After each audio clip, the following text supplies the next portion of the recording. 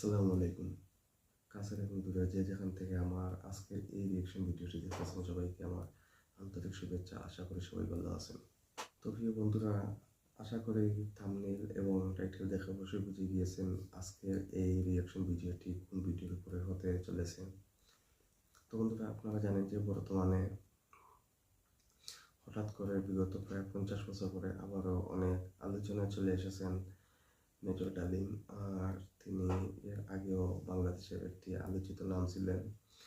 আর তারপরে গত কয়েকদিন আগে সাংবাদিক ইলিয়াস হোসেনের ইউটিউব চ্যানেলে একটি সাক্ষাৎকার দেওয়ার পরে, সেটি অবশ্য অনেক দীর্ঘ একটি সাক্ষাৎকার, তো সেই সাক্ষাৎকারটি দেওয়ার পরে কিন্তু তিনি বর্তমানে খুবই আলোচিত এবং তার সেই সাক্ষাৎকারটি ইউটিউবের ট্রেন্ডিংয়ে চলে গিয়েছে।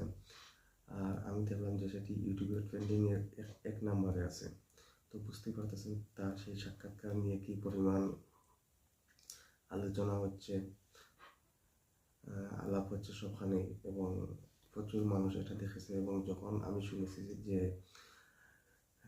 যখন তিনি লাইভে আসবেন অথবা লাইভে আসার জন্য যখন অপেক্ষা করছে, ওয়েটিংয়ে ছিলেন, তখন প্রায় 8 লাখ ভিউয়ার্স তখন কিন্তু তার এই সাক্ষাৎকার দেখার জন্য ওয়েটিংয়ে ছিলেন।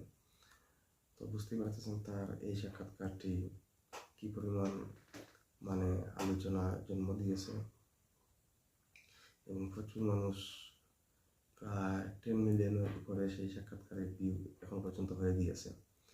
তো সেই সাক্ষাৎকার নিয়ে আমি দেখলাম যে সবাই কথা বলতেছেন, এবং ওয়াজ মাহফিল থেকে শুরু করে সবখানেই এই সাক্ষাৎকারটি বেশ আলোচিত হচ্ছে।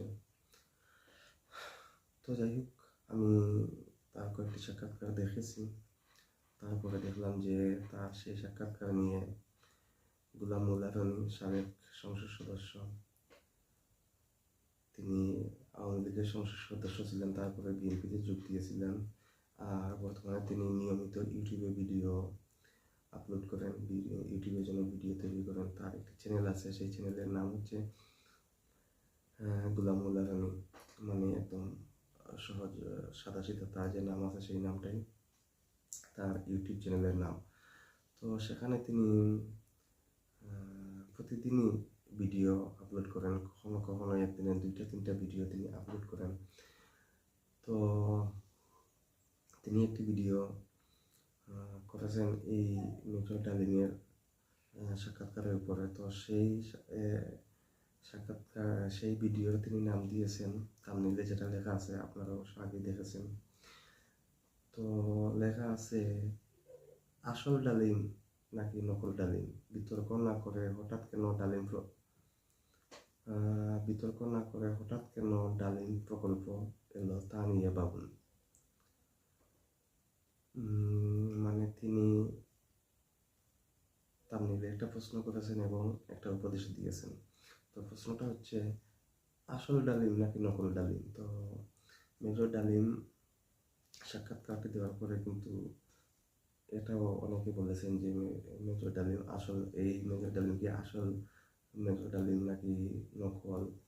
তারপরে আরও একজন মানুষের দেখেছি যে আরও একজন মানুষের ছবি অনেকে মেজর ডালিম বলে ফেসবুকে দিয়েছেন, তো সেটাও দেখেছি। তো তাছাড়া গোলাম মোল্লা রনি তিনি আরেকটি কথা বলেছেন, আর সেটি হচ্ছে, বিতর্ক না করে হঠাৎ কোনো ডালিম প্রকল্প এলো তা নিয়ে ভাবুন। মেজর ডালিমকে নিয়ে বিতর্ক না করে হঠাৎ কেন মেজর ডালিমকে নিয়ে সাক্ষাৎকার হলো, মেজর ডালিম নিয়ে আলোচনা হচ্ছে, মেজর ডালিম সাক্ষাৎকার দিয়েছেন, এটা নিয়ে ভাবার জন্য হঠাৎ, উনি এটাই থাম্বনেইলে বুঝাইতে চেয়েছেন যে হঠাৎ কেন মেজর ডালিম সামনে আসলেন, এটা নিয়ে ভাবার জন্য তিনি বলেছেন। তো আমি ভিডিও শুরুর আগেই বেশ কিছু কথা আমি বলে ফেলেছি, এবং এটাকে কি বলে আসলে ভূমিকা, তো আমি বেশ ভূমিকা দিয়ে ফেলেছি। তো আমি মনে করি যে আর ভূমিকা না দিয়ে গোলাম মোল্লা রনির সেই ভিডিওটি আমরা দেখা শুরু করি, আমাদের রিয়েকশন ভিডিওতে আমরা চলে যাই। আমাদের যে মানসিক বিবর্তন ঘটেছে এবং আমরা যে একটা ভয়ঙ্কর পরিণতির দিকে এগোচ্ছি, হয়তো এই বিষয়গুলো নিয়ে অনেকেই চিন্তা ভাবনা করছেন না। প্রথমত, মেজর ডালিম কোনো সাধারণ ব্যক্তি নন। একটি নির্মম হত্যাকাণ্ড ঘটানো একজন হত্যাকারী, একজন খুনি। পৃথিবীতে কোনো কালে কোনো জমানাতে কোনো খুনকে বৈধতা দেয়া হয়নি। এমনকি সবচেয়ে মারাত্মক একজন অপরাধী যিনি 100টি খুন করেছেন, 1000টি খুন করেছেন, তো সেই খুনিকেও খুন করার জন্য কখনো কোনো রাষ্ট্র, কোনো সমাজ, কোনো সুস্থ বুদ্ধি বা বিবেক কোনোদিন সমর্থন জানায়নি। পৃথিবীতে একটা বিচারিক প্রক্রিয়া, এমনকি আইএমএ জাহিলিয়াতের যুগে যখন কাউকে মৃত্যুদণ্ড দেয়া হতো, তখনও সেটার জন্য একটা সামাজিক, রাষ্ট্রনৈতিক এবং গোত্রের একটা সিদ্ধান্ত থাকতো। বাংলাদেশের রাজনীতিতে বঙ্গবন্ধু শেখ মুজিবুর রহমানের সকল অবদানকে আপনি কবর দিন। তো আমি আসলে সবসময় একটি কথা ভুলে যাই, আর সেটি হচ্ছে যে আমি যে ভিডিওটি রিঅ্যাকশন করতেছি, তো সেই ভিডিওটি আমি আমার এই ভিডিও ডিসক্রিপশন বক্সে দিয়ে দিব। আপনারা চাইলে সেখান থেকেও চেক আউট করে নিতে পারেন। আর এই কথাটি আসলে আমি ভুলে যাই, তো আমি লিঙ্কটি দিয়ে দিব সেই ভিডিওর। ওকে। এবং তার সকল অপরাধ শত সহস্র গুণকে আপনি বাড়িয়ে দিন, কিন্তু তারপরেও যদি এই পৃথিবীর মানুষের জবান বন্ধ করে দিয়ে এই জমিনের সকল পশু, পাখি, কীট, পতঙ্গ, জন্তু, জানোয়ার সকলের জবান আপনি খুলে দিন, আল্লাহ রাব্বুল আলামিনের যে প্রাকৃতিক নিয়ম, সেই নিয়ম অনুযায়ী কোনো কীট পতঙ্গ, বনের হিংস্র পশু, হায়নাদের মতো হিংস্র পশু, তারাও কোনো হত্যাকাণ্ডের পক্ষে সাফাই গাইবে না। এমনকি যে হত্যাকারী, দুনিয়াতে যারা হত্যাকাণ্ড ঘটান, তাদের এই জীবনে তার পরিণতি ভোগ করে এই পৃথিবী থেকে যেতে হয়। এমন কোনো হত্যাকারী নেই যে হত্যাকারী তার কৃতকর্মের ফল এই পৃথিবীতে ভোগ না করে এখান থেকে বিদায় নিয়ে গেছেন। সেটা পলাশীর কাণ্ড হোক কিংবা গহীন অরণ্যে, আমাজনের কোনো গহীন অরণ্যে যে কোনো কর্মকাণ্ড হোক, প্রতিক্রিয়া ঘটবেই দুনিয়ার ব্যাপারে। আর যারা আখিরাত বিশ্বাস করেন, হাসর নসর বিশ্বাস করেন, তাদের জন্য আল্লাহ রাব্বুল আলামিন যে সংবাদ দিয়েছেন সেটি হলো, যদি কোনো মানুষ এই পৃথিবীতে একটিমাত্র হত্যাকাণ্ড ঘটায়, মনে হলো যেন তিনি পৃথিবীর সবাইকে খুন করেছেন, সকল মানুষকে হত্যা করেছেন, ইনক্লুডিং তার পিতামাতাকে, ভাই বোনকে, স্ত্রী কন্যাকে, এবং সেই সকল হত্যাকাণ্ডের জন্যই তাকে দায়ী করা হবে। ডালিম এমনই একজন হত্যাকারী, সর্বজন স্বীকৃত, একেবারে প্রমাণিত, এবং কোনো অবস্থাতেই তার এই হত্যাকাণ্ডের বিপরীতে তিনি বা তার আত্মীয় স্বজন কখনো কোনোদিন কোনো কালে সাফাই গাওয়ার চেষ্টা করেননি হত্যাকারী।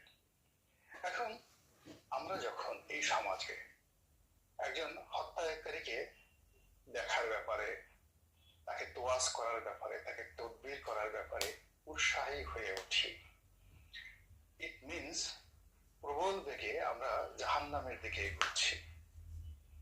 যখন সমাজ, রাষ্ট্র কোনো মন্দকে মন্দ বলতে না পারে, ভালোকে ভালো বলতে না পারে, দুষ্টের দমন এবং শিষ্টের পালন না করতে পারে, তখন ওই দেশ, কাল, সমাজ, রাষ্ট্রের জন্য আল্লাহর গজব অনিবার্য হয়ে পড়ে, ব্যক্তির জীবনে, রাষ্ট্রের জীবনে। তো সেই কারণে কি হলো, মেজর ডালিমকে নিয়ে আমার কখনো কোনো অবস্থাতে আগ্রহ ছিল না।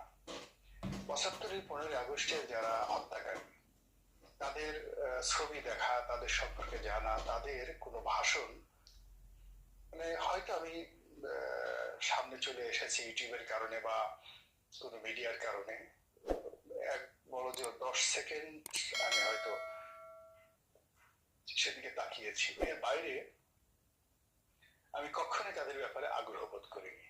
কেন তারা হত্যা করেছে, কি করেছে না করেছে, সমস্ত ব্যাপারে আমি আগ্রহী দেখাইনি, এবং এটাই আমি যতটুকু শিক্ষা লাভ করেছি, এটাই আমার কাজ। তাদেরকে নিয়ে যারা গবেষণা করতে চান তারা গবেষক, তাদেরকে নিয়ে যারা লিখতে চান তারা লেখক, তাদেরকে নিয়ে যারা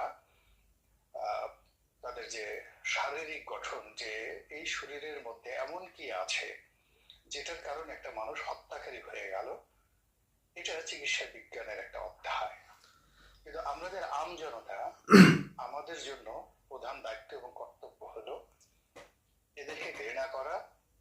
যেভাবে আমরা আমাদের যে বর্জ্যর দিকে আমরা তাকাই না, আমাদের সেই সমাজের মন্দ যে দিকগুলোর দিকে আমরা তাকাই না, মুখ ফিরিয়ে থাকি, পচা দুর্গন্ধ কোনো জিনিস যদি আমরা মানে সেগুলো পাই, সঙ্গে সঙ্গে আমরা নাক বন্ধ করে ফেলি, কিংবা কোনো বাজে শব্দ যদি আমাদের কর্ণকুহরে আসতে চায়, বিবেকবান মানুষ কান বন্ধ করে রাখে।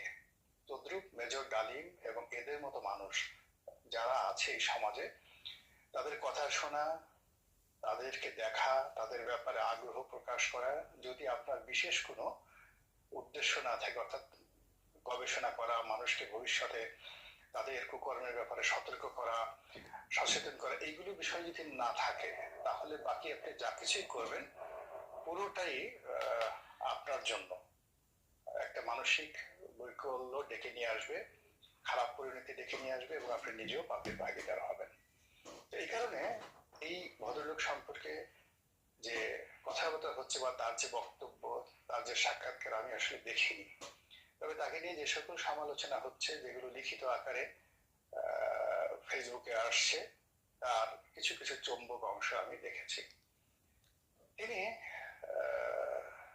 যে বিষয়গুলো বলেছেন এটা বহু পুরনো, একটিও নতুন কিছু নেই তার মধ্যে।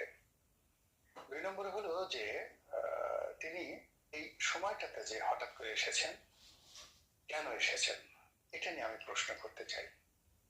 দ্বিতীয়ত যে ঘটনা, সেটা হলো যে তিনি আসল না নকল, এটা নিয়ে আওয়ামী লীগের যারা লোকজন খুব বিতর্ক করছে, এটা তাদের নির্বুদ্ধিতা। তিনি আসল না নকল এটা নিয়ে আলোচনা করারই দরকার নেই। প্রথমত হলো যে কথাগুলো বলা হয়েছে, সেই কথাগুলো নিয়ে আমরা যদি পর্যালোচনা করি, এখানে আওয়ামী লীগের প্রসঙ্গবাদ, বঙ্গবন্ধু হত্যাকাণ্ডের প্রসঙ্গবাদ, এটি নিয়ে বহু গবেষণা হয়েছে, আন্তর্জাতিক অঙ্গনে বহু কিছু রচিত হয়েছে। কাজেই এগুলো নিয়ে জনাব ডালিমের মুখ থেকে কোনো কিছু শোনার যে বিষয়টি এই মুহূর্তে আমাদেরকে ভয় ধরিয়ে দিয়েছে, সেটা হলো এই ভদ্রলোক জীবিত খুনি, তার মাধ্যমে বিএনপিকে টার্গেট করা হয়েছে, এবং বেগম জিয়া এবং জনাব শহীদ প্রেসিডেন্ট জিয়াউর রহমান তাদের চরিত্রে কালিমা লেপনের চেষ্টা করে তাদের এই মুহূর্তে যে রাজনৈতিক সম্ভাবনা, সেই সম্ভাবনা নষ্ট করে বিএনপির সঙ্গে এই সমাজের অন্যান্য যে বিএনপির প্রতিপক্ষ এই মুহূর্তে আছে, তাদের সঙ্গে একটা মুখোমুখি সংঘাত বাঁধিয়ে দেওয়ার চেষ্টা হচ্ছে, যেটিকে ফেতনা বলতে পারেন, ফ্যাসাদ বলতে পারেন। এরপর যে বক্তব্যটি, সেটি হলো সেখানে তিনি বঙ্গবন্ধু নিয়ে, আওয়ামী লীগ নিয়ে, শেখ হাসিনা নিয়ে যা কিছু বলেছেন, এমনি এই বিষয়গুলো নিয়ে মানুষের আগ্রহ নেই। এই কারণে যে এখন আওয়ামী লীগ আউটস্টেড, শেখ হাসিনা আউটস্টেড, মানে উচ্ছেদ করা হয়েছে। কোথাও এদের পক্ষে আপনি 10টা গালি দিলেও, মানে এদের বিপক্ষে 10টা গালি দিলেও কেউ আপনাকে কিছু বলবে না। আবার এদের পক্ষে যদি আপনি বলেন, তা নিয়েও মানুষের কোনো মাথায় ব্যথা নেই। যে এটাকে মনে করছে অনেকে, আওয়ামী লীগ এই মুহূর্তে মনে করছে যে এটা একটা অ্যাবান্ডেন্ট, নিষিদ্ধ একটা দল, শেখ হাসিনা আগামীতে রাজনীতিতে ফিরে আসবে, সেটা ভিন্নতর একটা প্রসঙ্গ। তো কাজেই তাকে টার্গেট করে কিন্তু মেজর ডালিমকে যারা এনেছেন, প্রযোজনা করেছেন, এটার পিছনে অর্থ ব্যয় করেছেন, উনি তো এমনি এমনি আসেননি, যেখানে গত 50টি বছর তাকে দেখা যায়নি, এবং প্রাণ ভয় তিনি পালিয়ে বেরিয়েছেন। তার এই জীবন এতটা অভিশপ্ত যে তিনি তার আপন আত্মীয় স্বজনের দ্বারা লাঞ্ছিত হয়েছেন, অপমানিত হয়েছেন, অনেকের দ্বারা জুতা পিটার শিকার হয়েছেন, একেবারে রক্তের আত্মীয় দ্বারা। তো সেই মানুষটি হঠাৎ করে এই প্রদীপের পাদপীঠে চলে এলেন। তিনি ইচ্ছা করে আসেননি, এ সাহস তার হওয়ার কথা নয়। তাকে সাহস যোগানো হয়েছে, তাকে নিরাপত্তা দেওয়া হয়েছে, তাকে আশ্বাস দেওয়া হয়েছে, এবং এটার জন্য একটা চক্র কাজ করছে। তো আমরা তিনি আসল না নকল সেই কথাগুলো না বলে যে কথাগুলো আমরা বলতে চাই সেটা হলো যে তিনি যে কথাগুলো বলেছেন সেই কথা প্রথমত পরস্পর বিরোধী, এবং তিনি একই সঙ্গে বঙ্গবন্ধুর প্রশংসা করেছেন, আবার একই সঙ্গে তার স্ত্রীর অপহরণ নিয়ে কথা বলেছেন, একই সঙ্গে বঙ্গবন্ধু তাকে চাচা ডেকেছেন, আবার সেই চাচা তিনি পাকিস্তানের হাতে ধরা দিয়েছেন, আবার মুক্তিযুদ্ধের সময় সেই চাচাকে তিনি খুন করা, অর্থাৎ চাচা হয়েছেন মুক্তিযুদ্ধের পরে, আর মুক্তিযুদ্ধের আগে তিনি সেনাবাহিনীতে যখন কর্মরত ছিলেন এবং যখন মুক্তিযুদ্ধ হয় তখন তিনি চাচাকে হত্যা করার ব্যাপারে তখন থেকে তিনি সিদ্ধান্ত নিয়েছেন। এখন তিনি পাকিস্তানের কারাগারে বন্দী অবস্থায় ছিলেন, তার দৃষ্টিতে তিনি পাকিস্তানপন্থী, পাকিস্তানের কাছে তিনি ধরা দিয়েছেন, তিনি অবিভক্ত পাকিস্তানের প্রধানমন্ত্রী হতে চেয়েছেন। অবিভক্ত পাকিস্তানের যিনি প্রধানমন্ত্রী হতে চান এবং পাকিস্তানের সরকারের উপর তার এতটা প্রভাব যে তিনি পাকিস্তানের সরকারকে হুকুম করেছেন যে আমাকে গ্রেপ্তার করে নিয়ে যান, এবং তাকে সেখানে রাজকীয় মেহমান হিসেবে গ্রেপ্তার করে নিয়ে গেছে। এবং তার এত ক্ষমতা, বঙ্গবন্ধুর এত ক্ষমতা যে তিনি তার পরিবারের যে নিরাপত্তা, সেই নিরাপত্তার ভার তিনি দিয়ে দিয়েছেন পাকিস্তান সেনাবাহিনীর হাতে। এটা হলো তার বক্তব্যের একটি অংশ। তো এটা যদি সত্যি হয় তাহলে তিনি ভারতের দালাল হবেন কি করে? তিনি তো আইএসআই দালাল হবেন, তিনি তো পাকিস্তানের দালাল হবেন, ভুট্টোর দালাল হবেন, কিন্তু কোনো অবস্থাতে ভারতের দালাল হবেন না ওই সময়টিতে। তো কাজে তার এই যে বিপরীতমুখী বক্তব্য, এটি শোনার রুচিও নেই, এবং এটি নিয়ে আলোচনা না করার কিছু নেই। যে কোনো মানুষই মূলত তার প্রতি যে ঘৃণা বা তিনি যে একটি অস্থির চিত্তের অসুস্থ মানুষ, এবং সেই অসুস্থতার কারণেই তিনি এরকম একটা খুন খারাপের সঙ্গে জড়িত হয়ে পড়েছেন, এবং খুন করার পর তার মানসিক বৈকল্যটা এমন একটা পর্যায়ে পৌঁছে গেছে যে সেটিকে নিয়ে তিনি লম্ব করেছেন, এবং গত 50টি বছর পালিয়ে থাকার কারণে তার মানসিক যে ভারসাম্যহীনতা এটা চরম পর্যায়ে পৌঁছে গেছে, এবং তিনি কোনো অবস্থাতেই সুস্থ নেই। এবং তিনি যে কথাগুলো বলেছেন এগুলো কারো শিখিয়ে দেওয়া, কারো পড়িয়ে দেওয়া এবং লিখিত বক্তব্য। এবং আরো অবাক করার ব্যাপার হলো যে তিনি যে সকল বক্তব্য বলেছেন, পরস্পর বিরোধী কথা বলেছেন, এই কথাগুলো মূলত যারা লিখেছেন তাদের লেখাপড়ার মান ভালো নয়, এবং তারা খুব তাড়াহুড়ো করে এই কাজগুলো করেছেন এবং একবারও ভাবেননি। এখানে স্পষ্টতই যে হুমকি তার মাধ্যমে, মেজর ডালিমের মাধ্যমে, সেটা হলো হু ইজ মেজর ডালিম। এই যে কিলার, সে একজন খুনি, এবং সে একজন প্রেসিডেন্টকে খুন করেছেন, আর একজন প্রেসিডেন্টকে খুন করার জন্য তিনি চেষ্টা করেছেন, জিয়াউর রহমান সাহেবকে। এবং এই খুনের ঘটনা যখন জানাজানি হয়ে গেল তখন সেনাবাহিনী, পুলিশ বাহিনী এবং সমস্ত এজেন্সি যখন তাকে গ্রেপ্তার করার জন্য সর্বোচ্চ চেষ্টা করলো তখন তিনি প্রাণ ভয়ে পালালেন, অথচ তার পালানোর কথা নয়।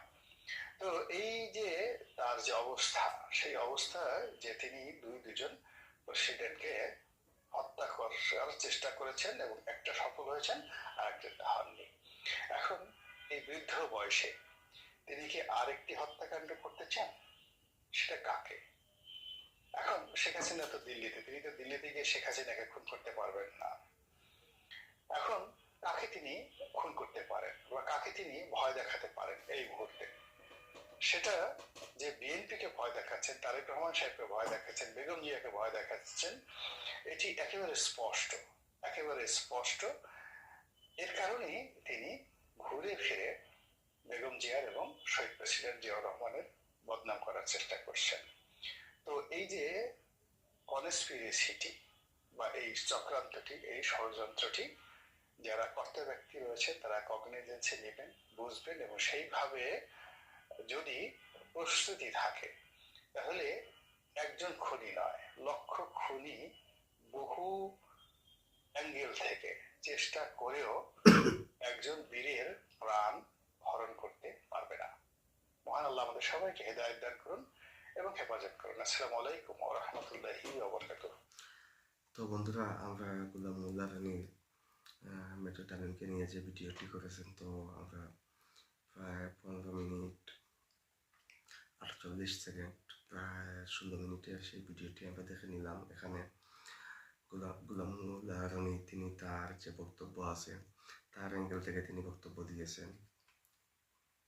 আমাদের এক একজনের এক এক মত থাকবে, এটাই স্বাভাবিক। আর বিভিন্ন জনের বিভিন্ন মত থাকেই, এটা কোনো বিষয় না। গোলাম মোল্লা রানী তার বক্তব্য তিনি দিয়েছেন, তার মতো করে বক্তব্য দিয়েছেন। তিনি যেভাবে বুঝেছেন, যেভাবে দেখেছেন, তার যে দর্শন সেটা নিয়ে তিনি বক্তব্য দিয়েছেন। তো যাই হোক, গোলাম মোল্লা রানীর বক্তব্যগুলো দেখলাম। আশা করি যে গোলাম মোল্লা রানী ভিডিও আপনারা যারা সবসময় দেখেন তারা হয়তো এই ভিডিওটি দেখেছেন। তো এই ভিডিওটি কেমন লেগেছে, গোলাম মোল্লা রানীর বক্তব্যগুলো কেমন লেগেছে, মেজর ডালিমকে নিয়ে তিনি যে কথাগুলো বলেছেন, সব কিছু মিলিয়ে সম্পূর্ণ ভিডিওটি কেমন লেগেছে তা কমেন্টের মাধ্যমে জানাতে পারেন। আর এই ভিডিও এখন পর্যন্তই। তো দেখা হবে নেক্সট ভিডিওতে অন্য কোনো রিয়াকশন নিয়ে।